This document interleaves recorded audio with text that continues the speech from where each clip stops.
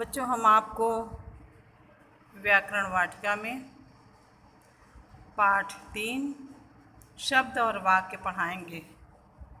शब्द है वर्णों के योग से जो सार्थक शब्द हो, सार्थक मीन्स जिसके मीनिंग निकल रहे हों, उसको शब्द कहते हैं। व्याकरण में केवल सार्थक शब्दों पर ही विचार विमर्श किया जाता है, विचार करते हैं। और शब्दों के वर्गीकरण अगर करें तो शब्दों को 4 भागों में विभाजित किया गया है। पहला सार्थक शब्द जो अर्थ के आधार पे है, सार्थक शब्द और निरर्थक शब्द। दूसरा है उत्पत्ति के आधार पर किया गया है, जिसमें तद्भव, तत्सम, देशज और विदेशी शब्द। तीसरा है संरचना के आधार पर, जिसमें विकारी शब्द आते हैं, संज्ञा, सर्वनाम, विशेषण, क्रिया। फिर प्रयोग के आधार पर अविकारी शब्द आते हैं, जिसे क्रिया विशेषण, संबंध बोधक, समुच्चय बोधक और विस्मयादि बोधक शब्द। ये हैं शब्दों के वर्गीकरण। फिर से एक बार, जो भी वर्ण हमने पढ़ाया था जिसके खंडन न हो सके, जिसको खंड न किए जा सके, उसको वर्ण कहते हैं, आपने पढ़ा होगा। और विभिन्न वर्णों के समूह को जिसका कोई मीनिंग निकले, उसे यानी सार्थक योग से समूह जो बनता है उसको शब्द कहते हैं। यानी वर्णों के सार्थक योग से बने शब्द को वर्ण शब्द कहते हैं। जैसे छतरी, खरगोश, जल, इन सब की एक बच्चों मीनिंग निकल रही है, इसलिए यह सार्थक शब्द है। शब्दों का वर्गीकरण 4 भागों पर आधारित है। पहला अर्थ के आधार पर सार्थक शब्द और निरर्थक। दूसरा उत्पत्ति के आधार पर तत्सम, तद्भव, देशज और संरचना के आधार पर विकारी शब्द में संज्ञा, सर्वनाम, विशेषण और क्रिया, ये 4 आते हैं।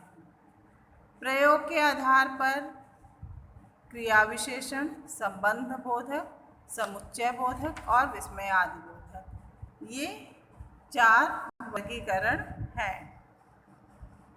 अब आपको हम बताते हैं कि सार्थक शब्द किसे कहते हैं। सार्थक शब्द बच्चों वे शब्द होते हैं जो कोई मीनिंग प्रदान करें, कोई अर्थ, जिससे कोई अर्थ निकलता हो, वह सार्थक शब्द है। जैसे कमल, घर, ये सब सार्थक शब्द हैं। दूसरा आता है निरर्थक शब्द। इसकी मतलब जो मीनिंग है, वे शब्द जिसका कोई अर्थ नहीं निकलता, वो मतलब बेकार। जैसे तरा, वमा, वित्र, ये सब की कोई मीनिंग नहीं है, इसलिए यह निरर्थक शब्द हैं। दूसरा वर्गीकरण में हमने बताया था उत्पत्ति के आधार पर शब्दों का भेद। तो पहला हमने तत्सम बताया था। बच्चों, तत्सम वे शब्द हैं जो हमारी भाषा संस्कृत से हिंदी में उसी रूप में उतर गए हैं, उसका कोई परिवर्तन नहीं हुआ है। जैसे नृप, गृह, सर्प, ये संस्कृत में भी सेम यही शब्द प्रयोग किए जाते हैं और हिंदी में भी इसका हूबहू रूप प्रयोग किया जाता है। तो तत्सम भाषा से जो हिंदी भाषा में उसी रूप में प्रयोग किया जाए, वे शब्द तत्सम शब्द कहलाते हैं। दूसरा है तद्भव शब्द। तद्भव शब्द बच्चों संस्कृत के वे शब्द हैं जिनका रूप परिवर्तित करके हिंदी में प्रयोग करते हैं। जैसे सर्प को सर्प न बोलकर हिंदी में हम सांप बोलें, तो सांप तो परिवर्तित रूप हुआ सर्प का, इसलिए यह तद्भव शब्द है। ऐसे नृप, नृप का रूप परिवर्तित करते हैं तो वो राजा, तो उसका तद्भव हुआ राजा। इसी प्रकार गृह का घर, दंत का दांत, ओष्ठ का होंठ, तो यह परिवर्तित शब्द हैं, इसलिए इसको तद्भव शब्द कहेंगे। तीसरे नंबर पे आता है देशज। देशज वे शब्द हैं जो भारत के विभिन्न क्षेत्रों में आम बोलचाल की भाषा में प्रयोग किए जाते हैं। खिचड़ी, पगड़ी, ये सब भारत के विभिन्न क्षेत्रों में या आम बोलचाल की भाषा से ये सारे शब्द लिए गए हैं, तो यह देशज शब्द हैं। विदेशी शब्द जो भारत में दूसरे देशों की भाषाओं से हिंदी में प्रयुक्त किया गया है। विदेशों से, दूसरे देशों से जो भाषाएं हमारे हिंदी में आई है उसे विदेशी शब्द कहते हैं।